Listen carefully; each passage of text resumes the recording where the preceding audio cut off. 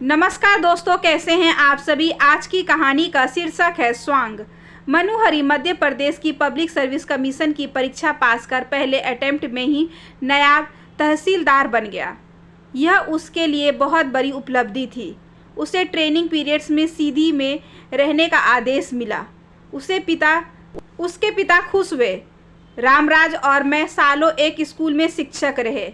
सेवानिवृत्त हो रामराज जी सीधी रहने लगे। मनु, मैं तुम्हारे साथ चलूँगा। रामराज के मकान के पास कुछ बंदोबस्त कर देंगे। पिता पुत्र को देखकर रामराज गुरुजी खुश हो गए। मैं मनोहरी के लिए कोई और मकान क्यों तलाशूं? मेरा मकान क्यों नहीं?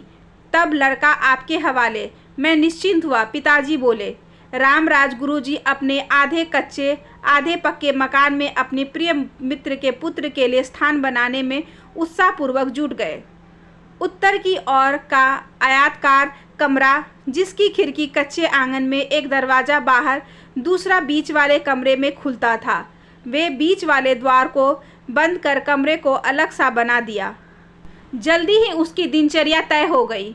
वह सुबह बड़ी फुर्सत से उठता, चाय बनाकर इत्मीनान से पीता, फिर आंगन में खुलने वाली खिड़की से झांकता। आंगन में कुछ काम कर रही दोनों बड़ी लड़कियां नीति और निधि कई बार बल्कि अक्सर ही एक साथ कह उठती, आ जाइए, बाथरूम खाली है। सामूहिक बोलने से वे झेप जाती और एक दूसरे को देखकर हंसती। आंगन पार कर स्नान गृह तक जाते हुए मनोहरी को लगता दोनों लड़कियां उसे देख रही हैं। तैयार होकर वह घर से निकलता और एक भोजनालय में मासिक भुगतान पर खाना खाते हुए ऑफिस चला जाता। उसने निःशुल्क आवास स्वीकार कर लिया था, किंतु गुरुजी के दबाव के बावजूद निःशुल्क भोजन स्वीकार नहीं किया। शाम को वह कार्यालय से लौटकर सुस्ताता, फिर पुस्तकालय चला जाता, कुछ पुस्तकें इशू कराता और रात का खाना खाकर घर वापसी। इस बीच दूध वाला दूध का पैकेट रामराज गुरुजी के घर पर दे जाता। गुरुजी की पत्नी रुक्मणी नीति निधि, या सबसे छोटी लड़की जिसको छोटी पुकारा जाता है, उसे पैकेट थमाती। जब कभी लड़कियों की उंगलियों का स्पर्श हो जाता उसे अच्छा लगता, फिर वह पुस्तक पढ़ते हुए सो जाता। वह छुट्टियों में घर गया तो पूरा परिवार ब्यौरा लेने लगा। अम्मा बोली, मनु, रामराज गुरुजी भले हैं, पर ध्यान रहे तुम्हें अपनी लड़कियों के लिए फंसा न ले। अम्मा की विशेषता है, वे संभावित असंभावित पर विचार करते हुए अपने मस्तिष्क को सदैव चौकन्ना रखती हैं। पिताजी का आशय भी वहीं। मनु, रामराज जी से मेरे अच्छे संबंध रहे हैं। तुम ऐसा आचरण न करना कि उन पर भद्दा प्रभाव पड़े। तुमने मन्नू को लड़कियों वाले घर में रखा ही क्यों? रामराज बड़े चतुर बनते हैं, तभी लड़के को मुफ्त में रख लिया। आजकल अच्छे लड़के मिलते कहाँ हैं? पिताजी को उल्हाना दे अम्मा मनोहरी से कहने लगी। मनु, हम तो परेशान हैं, रोज़ ही कोई न कोई तुम्हारे ब्याह की बात लेकर चला आता है। हम चाय पानी देते देते थक रहे हैं। आगे का हाल मनोहरी की बहन दीप्ति ने कहा। हाँ भैया, अभी एक दिन पीएससी के मेंबर अपनी लड़की का प्रस्ताव लेकर आए थे। लाखों की शादी होगी और तुम अगली बार पीएससी में बैठो तो फर्स्ट कैटेगरी पक्की है। और तुम्हारे कॉलेज में प्रोफेसर आते ही बोले, आपका लड़का मांगने आए हैं, और रीवा के वे जो सबसे बड़े वकील हैं। पिताजी बोले, इतने बड़े बड़े लोगों को मना करते नहीं बनता, और तुम अभी शादी के लिए तैयार नहीं। पहले दीप्ति और ताप्ती की शादी होगी पिताजी, मैं कह चुका हूँ। मनोहरी को खुद पर गर्व हो आया, वह कितना खास है। अम्मा गुरुजी की लड़कियों को लेकर बेकार चिंता कर रही हैं। रामराज गुरुजी का औसत स्तर है, उनके संदर्भ में वह सोचेगा ही नहीं। यहाँ तो आदर्श स्थापना की भी मौका नहीं है। जब लोग कहे लड़के की मामूली घर की लड़की से विवाह कर उदाहरण प्रस्तुत किया है, लोग तो कहेंगे लड़का इश्क में पड़ गया, शादी करनी पड़ेगी। वर्जनाएं मनुष्य को लुभाती है। अम्मा ने रामराज गुरुजी की लड़कियों से सावधान न किया होता तो शायद मनोहरी का ध्यान पर्यटन पूर्व लड़कियों की ओर न जाता। उसे लड़कियों की उपस्थिति का बोध अनायास होने लगा। वह मोहग्रस्त नहीं है, किंतु लड़कियों की बातों में वह कहीं होगा, यह विचार उसे अधीर करने लगा। आंगन पार कर स्नान गृह की ओर जाते हुए उसने सतर्कता बरती, तथापि उसका ध्यान सयास लड़कियों की ओर चला गया। उसकी नज़र लड़कियों पर पड़ने से पहले छत पर चढ़े मुनगा तोड़ रहे गुरुजी पर पड़ी। गुरुजी जोर से बोले, मनोहरी, पिताजी ठीक है ना? पिताजी आपको याद कर रहे थे। अच्छा, तुमने मुनगे की कड़ी खाई है और मसाला? नीति बहुत बढ़िया बनाती है। मनोहरी चौकस हुआ। लड़की के गुण धर्म बताए जाने लगे। इधर आंगन में खड़ी रुक्मणी ने आदतन कहा, मुनिया बहुत बढ़िया क्यों ना हो, आपके गुरुजी को सब्जी लाने का झंझट जो नहीं करना पड़ता। मनोहरी, इनका बस चले तो हम लोगों को दोनों वक्त मुनगा खाना पड़े। वह मुस्कुरा दिया। दोनों लड़कियों को मुस्कुराना भी लक्ष्य था। गुरुजी पत्नी की वक्रोक्ति न सुन पाए। आज छुट्टी है ना, तो होटल में क्यों खाओगे? दोपहर का भोजन मेरे साथ करोगे। आप परेशान ना हो, रुक्मणी तत्परता से बोल पड़ी।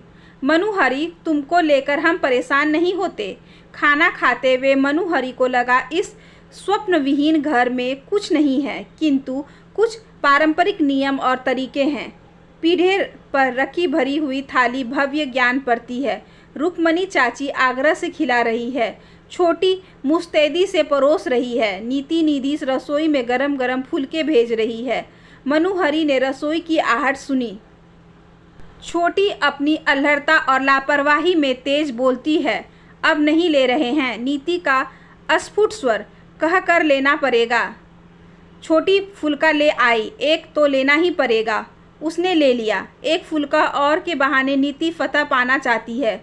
गुरुजी कहने लगे, बेटा कभी फुर्सत में छोटी को गणित पढ़ा दिया करो। इसकी गणित कमज़ोर है। पढ़ा दूंगा। गणित आज भी मेरा प्रिय विषय है।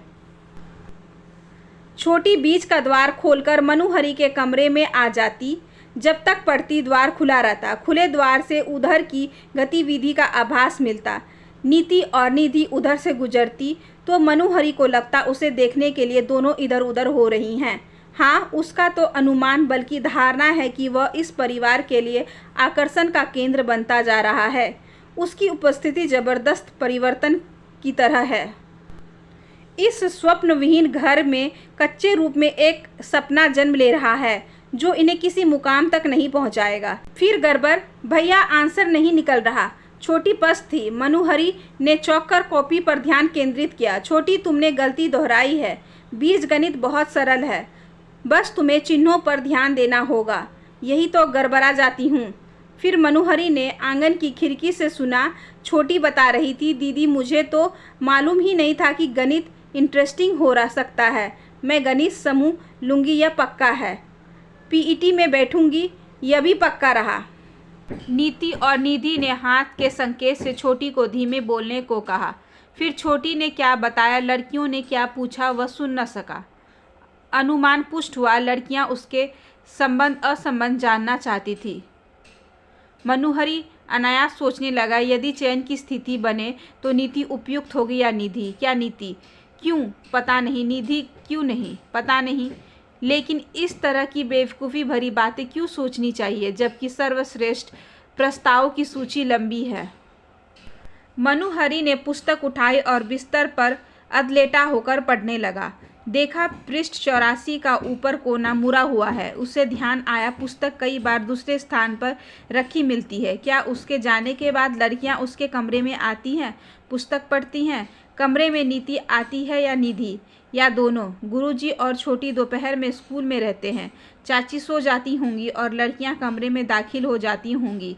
लड़कियां कुछ संकेत संप्रेषित करना चाहती हैं। उसके अनुमान को सत्यापित करने के लिए ही पढ़ते समय छोटी अप्रत्याशित रूप से कह बैठी, भैया आप मानस का हंस वापस कर आएं। नीति दीदी पूरा पढ़ नहीं पाई। मैं नहीं जानता था तुम्हारी दीदी पुस्तकें पढ़ती हैं। मैं फिर ले आऊँगा। मनोहरी दूसरे दिन शाम को पुस्तक लेकर लौटा तो दूध का पैकेट नीति ने पकड़ाया। मानस का हंस, छोटी ने बताया, आप पढ़ नहीं पाई थी।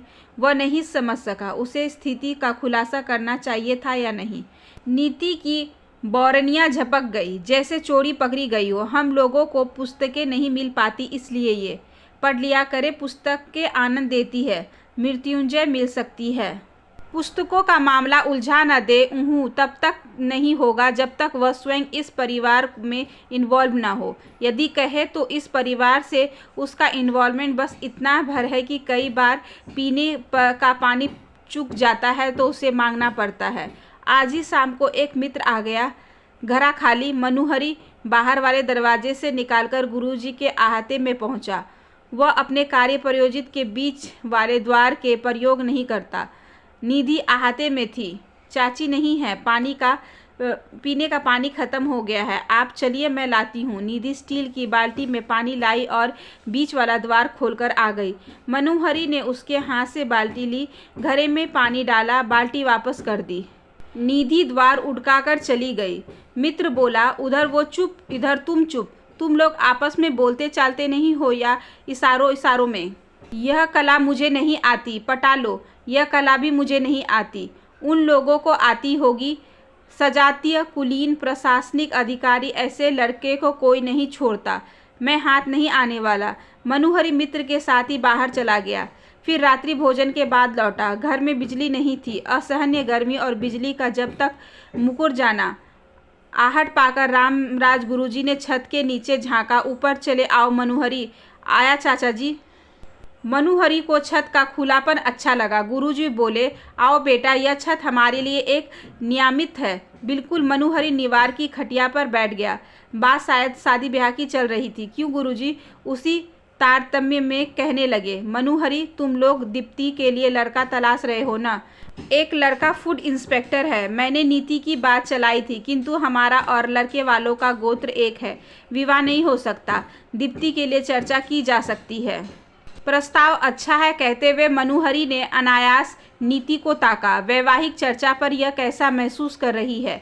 अंधेरे में उसकी दशा न जान सका, किंतु लक्ष्य किया वह उसे ही देख रही थी और अब आंखें झुका ली है। क्या नीति उसके प्रति मृदभाव रखती है? गुरुजी बोले, हाँ, मुझे लगता है सुयोग बैठेगा। बिजली आ गई। मनोहरी अपने कमरे में चला आया। यदि दीप्ति का विवाह यहाँ तय हो जाता है तो इस परिवार का एक उपकार और हो जाएगा। क्या वह परिवार दबाव बना रहा है, उसे घेर रहा है? गुरुजी नीति या निधि का प्रस्ताव रख दे तो स्पष्टतः मना करना कठिन होगा। कैसी व्यू रचना है? यदि इनसे मुक्त होकर कहीं अलग रहना चाहे तो गुरुजी को क्या कारण बताया कि आप नीति या निधि को मेरे सिर थोपे? इससे बेहतर है मैं अपना प्रबंध कहीं और कर लूं। ओह! मनोहरी पुस्तक पढ़ रहा था, तभी बीच के द्वार को किसी ने खटखटाया। गुरुजी अस्वस्थ हैं, उन्हें कोई परेशानी तो? उसने तत्परता से द्वार खोला। क्या बात है चाची? निधि अपनी सहेली की शादी में गई है, अब तक नहीं लौटी। रात बहुत हो गई है, जी घबरा रहा है। चाची चिंतित थी।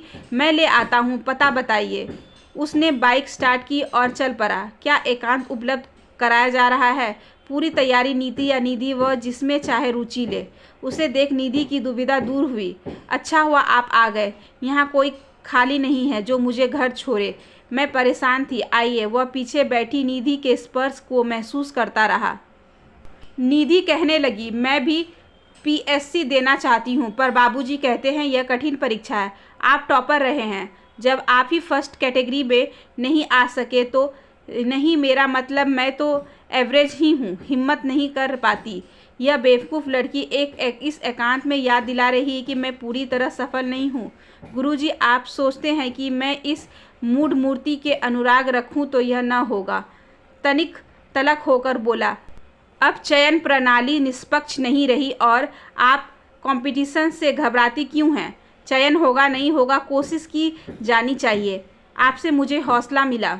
घर पहुंचा तो रुक्मिणी चाची दरवाजे पर मिल गई। मनु तुम्हारा बड़ा सहारा है, तुम्हें तकलीफ हुई? फिर तो मैं भी आप लोगों को तकलीफ दे रहा हूँ। नहीं नहीं, तुम्हारे आ जाने से अच्छा लगने लगा है। कोई 2 दिन को आ जाए तो लोगों को अड़चन होती है, लेकिन यह परिवार उसे निःशुल्क रखकर आनंद पा रहा है। स्पष्टतः इस घर में एक सपना पल रहा है।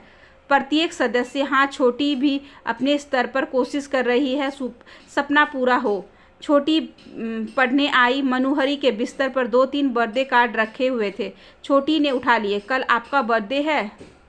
हाँ, कार्ड मेरे मित्र ने भेजे हैं। आप बर्थडे सेलिब्रेट नहीं करते? यहाँ अकेले क्या करूँगा। दूसरे दिन सायकाल कार्यालय से लौटा तो रुक्मिणी ने पुकार लिया। छोटी ने बताया, आज तुम्हारा जन्मदिन है, हाथ मुँह धोकर आ जाओ, मुंह मीठा कराना है। जी। वह हाथ मुंह धोकर पहुंच गया। चाची ने नीति को आवाज़ दी, नीति, अल्लाह क्या ला रही हो? नीति तस्तरियों में गुलगुले, हलवा, कटलेट लिए आ पहुंची। जन्मदिन शुभ हो। धन्यवाद, आप लोगों ने मेरा जन्मदिन याद रखा, मुझे अच्छा लगा। नीति वहीं बैठ गई। गुनाहों का देवता मिल जाएगी, आपने नहीं पढ़ी? बहुत पहले पढ़ी थी। गुनाहों का देवता पढ़ चुकी हूँ, पुनः पढ़ना चाहती हूँ। क्या बनना चाहती हैं? बिनती या सुधा? इस किताब के बहाने कोई संदेश तो नहीं देना चाहती? अभी कल ही तो आंगन में कपड़े सुखाते हुए गा रही थी, जोगी हम तो लुट गए तेरे प्यार में, जाने तुझको खबर कब होगी, प्रेम संप्रेषण खाइए ना। हाँ, पाकशाला निधि और छोटी संभाले हुए थी। उन्होंने रुक्मणी को भी वहीं बुला लिया। रचना रची जा रही है, योजना बंद तरीके से नीति को अकेला छोड़ा जा रहा है कि लड़का पटाओ। वह स्पष्ट कहेगा, आप लोगों के बहुत उपकार हैं, पर मैं आपके इस महाजनी प्रस्ताव की निंदा करता हूँ। मैं मानता हूँ प्रत्येक माता पिता अपनी लड़की का मंगल चाहते हैं और प्रत्येक लड़की को कुछ कामनाएं होती हैं, पर मैं प्रस्तुत नहीं हूँ। रामराज गुरुजी के द्वारा बताए गए फूड इंस्पेक्टर लड़के के साथ दीप्ति के विवाह की तिथि निकल आई। मनोहरी छुट्टी लेकर घर चला गया। गुरुजी ने कहा था विवाह में पहुँचेंगे, नहीं पहुँचे। मनोहरी वापस लौटा तो गुरुजी ने उसे शुभ समाचार दिया। मनोहरी, आयोजन अच्छा रहा ना? मैं पहुँच न सका। उन्हीं दिनों नीति को देखने लड़के वाले आ गए। वे लड़की देखने के इरादे से आए थे, पर उन्हें नीति इतनी भा गई कि यहीं के बाजार से सारी अंगूठी खरीदकर रिश्ता पक्का कर गए। लड़का ग्रामीण बैंक में शाखा प्रबंधक है। इसी व्यस्तता में मैं नहीं पहुंच सका। मनोहरी के लिए सूचना अप्रत्याशित थी, तो उसे हथियाने का इन्होंने विचार नहीं किया। यह परिवार उससे प्रभावित नहीं है। इन लोगों को उसका एक भी गुण दिखाई नहीं दिया, तो ये लोग उसके प्रति इतने निर्लिप्त कैसे रह सकते हैं? कैसे? मनोहरी को लगा ठीक इसी क्षण वह पूरी तरह अयोग्य, अकर्मण्य, असक्षम साबित हुआ। इस लायक भी नहीं है कि किसी मामूली परिवार की मामूली लड़की के दिल में अपने लिए ललक जगा सके। लगा ये लोग उसे अनदेखा कर रहे हैं, बल्कि उपेक्षित, अपमानित, खारिज ही कर दिया है। वह कुछ कहने की स्थिति में नहीं था। पूरी तरह आहत होकर कमरे में चला आया। बहुत से दृश्य उसके सामने आए। निःशुल्क आवास व्यवस्था, मुनगे की कड़ी, गुलगुले, हलवा, गुनाहों का देवता, स्नेह, सहयोग, सौदार्य, सदायता। इनकी भलमनसाहत किसी फल प्राप्ति के लिए नहीं, बल्कि उस आत्मीयता के लिए थी जो इनके दिलों में, संस्कारों में है। उसे दम घुटता जान पड़ा। उसने खुली हवा का स्पर्श पाने के लिए आंगन में खुलने वाली खिड़की खोल दी। सामने नीति थी, हौज के पास हाथ पैर धो रही थी। इसके मन में क्या कभी भी तमन्ना नहीं जागी मुझे पाने की? मैं कभी भी इसका काम्य नहीं रहा। नीति आंगन में डोरी में सुखा रही तौलिया निकालने के लिए मुड़ी और उसकी दृष्टि मनोहरी पर पड़ गई। आ जाइए, बाथरूम खाली है। इसका सरोकार बस इतना ही रहा है। बाथरूम खाली है, आ रही नहीं। विवाह की शुभकामनाएं, धन्यवाद। नीति पूरी तरह सहज स्वाभाविक दिखी। कोई पछतावा नहीं, पीड़ा नहीं, खेद नहीं। मनोहरी खिड़की से हटकर बिस्तर पर आ गया। आत्ममुग्धता, विशिष्टता का बोध उसे सुहा नहीं रहा है, बल्कि अस्वाभाविक लग रहा है। स्वांग की तरह स्वांग। वह खुद को ही ठगते, झुटलाते, खुद से छिपाते हुए नीति से प्रेम कर बैठा है, निहायत रहस्यमय तरीके से। और इस रहस्य को ठीक उस क्षण समझ पा रहा है जब समझने का कोई अर्थ नहीं बचा। आशा करती हूँ कि आज की ये छोटी सी कहानी आपको अच्छी लगी होगी। अगर अच्छी लगी हो तो please like, share and subscribe करें हमारे चैनल को। ज़्यादा से ज़्यादा शेयर करें और बेल आइकन को ज़रूर प्रेस कर लें ताकि अगली वीडियोज़ की नोटिफिकेशन आपके पास सबसे पहले पहुँचे। धन्यवाद।